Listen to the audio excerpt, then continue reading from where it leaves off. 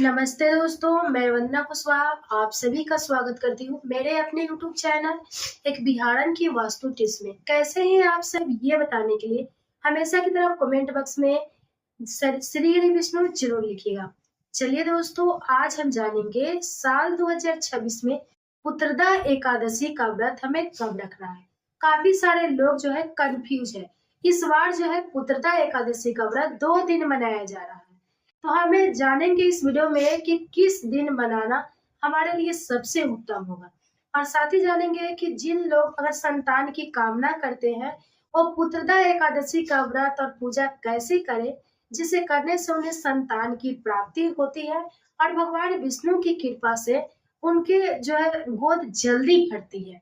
ठीक है, तो आज हम पुत्रदा एकादशी से संबंधित सारी जानकारी इस वीडियो में जानेंगे, और साथ ही जानेंगे कि जो लोग पहली बार इस व्रत को उठाना चाहते हैं तो क्या उठा सकते हैं या नहीं उठा सकते हैं, किस दिन व्रत करना हमारे लिए उत्तम होगा, और किस दिन इस जो पुत्रदा एकादशी के दिन कौन से ऐसे चीज ऐसी है जिसे दान करने से हमें संतान सुख की प्राप्ति होती है और हमें जो है संतान की उम्र लंबी होता है, क्योंकि पुत्रदा एकादशी का व्रत संतान के लिए ही किया जाता है। जो भी भाई बहन संतान की कामना करते हैं और अभी तक शादी के काफी समय हो गया, अभी तक संतान नहीं है, तो कौन से ऐसे चीज है जिसे दान करने से उस तरह अगर पूजा पाठ करेंगे तो उन्हें जो है संतान की प्राप्ति हो जाएगी। तो काफी सारी जानकारी पुत्रदा एकादशी से संबंधित इस वीडियो में हम जानेंगे। 10वीं से लेकर पारण तक का संपूर्ण नियम विधि। तो आप वीडियो को ध्यान से अच्छे से पूरा जरूर देखिएगा, तभी आपको समझ में आएगा। और वीडियो का लास्ट में बताएंगे कि किस तरह से आप पूजा पाठ करेंगे और एक ऐसी चीज का दान करेंगे जिससे आपको जो है संतान सुख की प्राप्ति होगी। तो आप बने रहिए मेरे साथ मेरे चैनल पे। अगर मेरा वीडियो पसंद आता है तो प्लीज मेरे वीडियो को लाइक कर दीजिएगा, चैनल पे नए तो चैनल को सब्सक्राइब कर दीजिएगा, साथ ही बेल आइकन को प्रेस करके ऑन कर दीजिएगा, ताकि जब भी मैं इस तरह की वीडियो अपलोड करूं सबसे पहले आपके पास पहुंचे, आप देख सके। तो चलिए शुरू करते हैं और सारे महत्वपूर्ण बातें जान लेते हैं। सबसे पहले जानते हैं दोस्तों कि पुत्रदा एकादशी साल में 2 बार मनाया जाता है, एक पौष मास में और एक सावन माह में। और एकादशी जो है पुत्रदा एकादशी का व्रत हमें जरूर करना चाहिए, और खासकर उन लोगों को करना चाहिए जो संतान की कामना रखते हैं और अभी तक उन्हें संतान नहीं हुई है, और जो है काफी समय शादी का बीत चुके और काफी टोने टोटके वैद्य वैराग्य दवा सुइया सब करा के थक चुके हैं, अभी तक संतान नहीं है। तो उन लोगों को ये व्रत जो है जरूर करना चाहिए, सावन माह में भी और पौष मास में भी। अगर आप दोनों नहीं कर सकते हैं तो आप एक सावन माह का पुत्रदा एकादशी जो है जरूर करें। ठीक है, इस साल जो है एकादशी तिथि जो है हमें एकादशी प्रारंभ हो रहा है 23 अगस्त से सुबह 4 बजे से। तो हम 23 अगस्त को पुत्रदा एकादशी का व्रत रखेंगे। जो घर गृहस्थ इस बार भी जो है काफी कंफ्यूज की स्थिति बनी है। मलमास पुरुषोत्तम मास लगने की वजह से काफी सारे व्रत 2 दिन ऊपर जा रहे हैं। चाहे ये जो तीज का व्रत भी 2 दिन हो रहे हैं, एकादशी का व्रत भी 2 दिन पड़ रहे हैं, और रक्षाबंधन का त्योहार भी 2 दिन पड़ रहा है। इसमें हमें सही त्योहार सही दिन का चुनाव करना है, सही दिन पे सही त्योहार हम मनाएंगे तभी हमें पुण्य फल मिलेगा। तो एकादशी का त्योहार हम 23 अगस्त को जो रविवार दिन पड़ रहा है उस दिन हम मनाएंगे। ठीक है, और जो साधु सन्यासी संत लोग हैं वो अपना 24 अगस्त जो सोमवार पड़ रहा है उस दिन मनाएंगे। हमारे लिए जो घर गृहस्थ आम आदमी जो है हम लोग हैं, तो वो हम 23 अगस्त को रविवार के दिन जो है हम त्योहार जो है पुत्रदा एकादशी का व्रत रखेंगे। तो पुत्रदा एकादशी का व्रत रखने के लिए हम 10वीं के दिन से नियमों का पालन करेंगे। तो एकादशी जो है रविवार को पड़ रहा है, तो हम शनिवार के दिन इसके नियमों का पालन करेंगे। तो बाल धोने के लिए सबसे पहले बाल धोने का महत्व होता है। तो आप शनिवार को बाल नहीं धो सकती है, क्योंकि शनिवार के दिन बाल अगर जो है सर के ऊपर से स्नान करना हमारे लिए शुभ नहीं माना जाता है। तो आप शुक्रवार के दिन जो है आप सर के ऊपर से बाल धोकर स्नान कर सकती है, और उसके बाद हम एकादशी के नियमों का पालन करेंगे। जिस समय से हम सर धोकर स्नान करेंगे सर के ऊपर से, उसी दिन से हम त्योहार का जो नियम है वो स्टार्ट कर देंगे। तो शनिवार के दिन बाल धोना वर्जित है, तो हम शुक्रवार के दिन बाल धोकर स्नान करेंगे और उसी दिन से शुद्ध सात्विक भोजन ग्रहण करेंगे। सावन मास चल रहा है, तो काफी सारे लोग लहसुन प्याज तो सावन मास में नहीं खाते हैं, लेकिन अगर आप खा भी रहे हैं तो कम से कम शुक्रवार के दिन अगर बाल धोकर स्नान कर रहे हैं पुत्रदा एकादशी का व्रत करने के लिए, तो आप जो है उसी दिन से आप लहसुन प्याज ना खाएं, शुद्ध सात्विक भोजन खाएं करें। और उसके बाद जो है दोस्तों, मसूर की दाल, मूली, बैगन, पालक, ये सारी चीजों जो है हमें वर्जित माना गया है, नहीं खाना चाहिए एकादशी के दौरान, ठीक है। तो आप दशमी के दिन जो है सुबह उठकर अच्छे से पूजा पाठ कर कर आप शुद्ध सात्विक भोजन ग्रहण करें, अच्छे से घर द्वार साफ सफाई कर ले, क्योंकि शनिवार के दिन साफ सफाई करना, पूरा फुल क्लिनिक साफ सफाई कर सकते हैं अच्छे से, तो आप कर सकती है। उसके बाद दशमी के दिन से हमें ब्रह्मचर्य का पालन करना है, शुद्ध सात्विक भोजन ग्रहण करना है। हमें जो है बिस्तर पूरा साफ सुथरा होना चाहिए, और जो भी चादर वगैरह बिछा रहे गद्दा वगैरह साफ होना चाहिए। चादर आप धोकर सुखा ले पहले से, क्योंकि दशमी के दिन से हम बिस्तर जो है एक साथ अपने पति के साथ नहीं सोना चाहिए, अलग बिस्तर पे आप सो सकते हैं, तभी हम एकादशी का त्योहार जो है हमें पुण्य फल मिलता है, त्योहार अगर अच्छे से करे तब। नियम बहुत किया जाता है दोस्तों, लेकिन अगर आप उतना ना कर पाए तो जो हो पाए उतना ही आप करें, यही सबसे बड़ी बात है।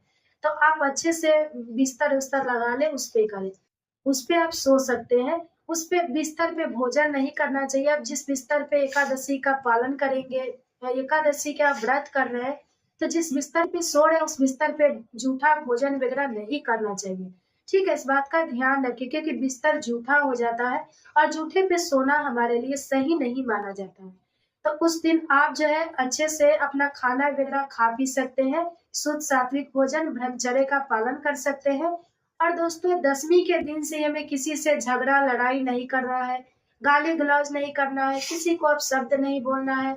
अगर घर में अब काफी कलह क्लेश होता है, सास ससुर देवर जेठानी अगर होता है, तो आप कम से कम पुत्रदा एकादशी का व्रत कर रही है, जिस भी कामना के साथ कर रही है, उस कामना के लिए आप कर रहे हैं, तो तभी फल प्राप्त होगा जब आप इन सारी बातों को इग्नोर करेंगे। आप कम से कम एकादशी का व्रत करने के लिए संकल्प लिए हैं, तब इस सारे बातों को इग्नोर कीजिए। कम से कम इन 3 दिनों में झगड़ा झंझट कलह क्लेश ना करें, ठीक है। अच्छे से अपना दिन बिताए और अच्छे से रहे। उसके बाद दशमी के दिन जो है दोस्तों, हम बहुत सारे जगह पर लोग जो है बेड़ा ढलने के बाद खाना वगैरह अनाज नहीं खाते हैं। तो आपके यहाँ अगर होता होगा तो ऐसा कीजिएगा, नहीं तो हमारे यहाँ दशमी के दिन हम रात्रि को भोजन करते हैं, तो आप अपना कर सकती है, कोई बात नहीं है, रात्रि में भोजन किया जाता है, तो आप अपना जो है कर सकती है। उसके बाद अगर हम सोने जा रहे हैं, तो सोने से पहले अच्छे से आप जो है कूला वगैरह कर लीजिए, क्योंकि अन्न का एक भी दाना हमारे मुंह में फंसा नहीं होना चाहिए, क्योंकि एकादशी का त्योहार में एक भी अन्न का दाना मुंह में फंसा नहीं होना चाहिए, मुंह जूठा नहीं होना चाहिए। तो आप इस तरह से दशमी के दिन पालन कर सकती है। और उसके बाद एकादशी के दिन सुबह उठकर ब्रह्मा मुहूर्त में जिस तरह से आप पूजा रोज की पूजा करती है, उस तरह से आप रोज की पूजा कर सकते हैं। और उसके बाद दोस्तों, दशमी के दिन ही हमें हाथ में फूल, अक्षत और चंदन लेकर संकल्प लेना है भगवान विष्णु के प्रतिमा विग्रह कोई भी चीज है उसके सामने, कि आज से मैं आपकी त्योहार करूंगी या करूंगा। जो भी संकल्प ले मेरा अच्छे से दिन जाए, मेरी मनोकामना पूरा करे, मैं इस त्योहार को करूंगी अच्छे से। तो आप संकल्प ले ले, और भगवान विष्णु को ये हो जाता है कि हाँ, ये त्योहार मेरा इसने रखा है, और अच्छे से पालन करें। उसके बाद अब एकादशी के दिन जो है दोस्तों, आप अच्छे से तैयार वगैरह होकर, नहा धोकर स्नान करके अच्छे से तैयार वगैरह होके, अच्छे कपड़ा जो भी आपका साफ स्वच्छ धुला हुआ वस्त्र है वो पहन सकती है, और आप पूजा पाठ कर सकती है। अगर आप पूजा करने के लिए दोस्तों, आप भगवान विष्णु का प्रतिमा है तो उसका भी, अगर कोई फोटो है तो फोटो का भी कर सकते हैं, कोई भी विग्रह है तो आप उसके साथ पूजा कर सकती हैं। नहीं तो अगर आपके पास जो है, अगर कहा जाता है कि आप पुत्र की कामना करती हैं, तो आपको लड्डू गोपाल की पूजा जरूर करना चाहिए, लड्डू गोपाल की सेवा जरूर करना चाहिए, इससे पुत्र की प्राप्ति होती है। तो आप लड्डू गोपाल की उस दिन पूजा जरूर करें, और भगवान विष्णु या विष्णु भगवान का कोई भी प्रतिमा बिगड़ा हो, उसके साथ आप लड्डू गोपाल की पूजा भी कर सकते हैं। अगर नहीं है तो कोई बात नहीं है, तो आप जरूर करें, ठीक है। पूजा वगैरह करके उस दिन दान का विशेष महत्व होता है। तो दान में आप जो है दोस्तों, वो अनाज का दान ना करें, भूल कर भी अनाज का दान हमें एकादशी के व्रत में नहीं करना चाहिए। आप पैसों का दान कर सकते हैं, गौ दान कर सकते हैं, आप जो है वस्त्र दान कर सकते हैं, फल दान कर सकते हैं, इन सारे चीजों का, नियमों का दान कर सकते हैं, लेकिन अन्न का दान आप भूल कर भी ना करें। एकादशी के नियमों का जो भी फल होता है व्रत का, हमें प्राप्त नहीं होता है, इसलिए अन्न का दान नहीं करना चाहिए। बाकी इन सारे चीजों का आप अपने सक्षम के अनुसार दान जो है कर सकते हैं एकादशी के दिन।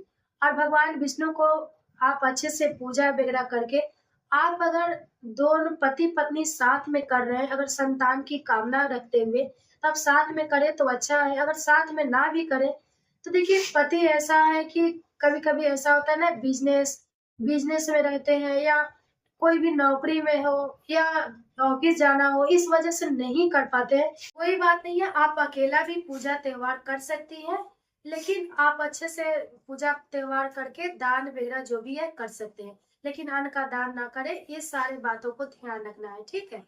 उसके बाद जो है दोस्तों, आप संतान के लिए भगवान विष्णु से प्रार्थना जरूर करें कि हमें संतान सुख की प्राप्ति हो, हमारी गोद जल्दी भरे, हमें माँ बनने का सौभाग्य प्राप्त हो। ये सारे चीजों के उनके सामने विनती करें, भगवान विष्णु से प्रार्थना करें, ताकि भगवान विष्णु हमारी प्रार्थना को स्वीकार करें, ठीक है। और उसके बाद इस दिन कलह क्लेश झगड़ा झंझट से बचना चाहिए, नहीं करना चाहिए। अगर आपके घर में कलह क्लेश होते हैं, कोई बोल भी रहा है तो आप इग्नोर कीजिए, कम से कम 2-3 दिन इग्नोर कीजिए इन सारे बातों को, आप कुछ ना बोले, ठीक है। तभी हमें पुण्य फल प्राप्त होगा। उसके बाद जो है दोस्तों, इन सारों के नियमों का पालन करते हुए रात्रि में हमें सोना नहीं है। अगर आपका स्वास्थ्य सही है तो आप ना सोए। अगर आपका स्वास्थ्य, बहुत सारे बहन के स्वास्थ्य ठीक नहीं रहता है, तो वो जो है वो अपना सो सकती है, लेकिन सोते समय तुलसी का एक पत्ता अपने पास रखकर सोए। इससे हमें पाप नहीं लगता है और फल हमें प्राप्त होते हैं। अगर आपका स्वास्थ्य सही है, आप अच्छी हैं, व्रत त्योहार आपका अच्छे से निपट रहा है, तब आप जो है सोए ना। रात्रि में जागरण करने का विशेष महत्व होता है, क्योंकि एकादशी के दिन सोना हमारे लिए मान्य नहीं है। तो एकादशी के दिन जितना हो सके आप हरे कृष्ण महामंत्र का जाप करें, विष्णु भगवान के आप मंत्रों का, कोई भी मंत्रों का जाप करें। नहीं तो आप जितना हो सके ओम नमो भगवते वासुदेवाय नमः का जाप करें। उस दिन जितना हो सके तुलसी माता के गीत गाए, तुलसी माता के मंत्रों का जाप करें, तुलसी मैया की कथा सुने। ये सब करना बहुत हमारे लिए शुभ माना जाता है, लेकिन सोना नहीं चाहिए। अगर आप फोन वगैरह चला रही है, टीवी सीरियल देख रहे हैं, तो उसमें आप जो है धार्मिक बातें देखें, अच्छी विचारें पढ़े, अच्छे बात देखें, उसमें गलत बात बिल्कुल ना देखें और नहीं गलत काम करे, ठीक है।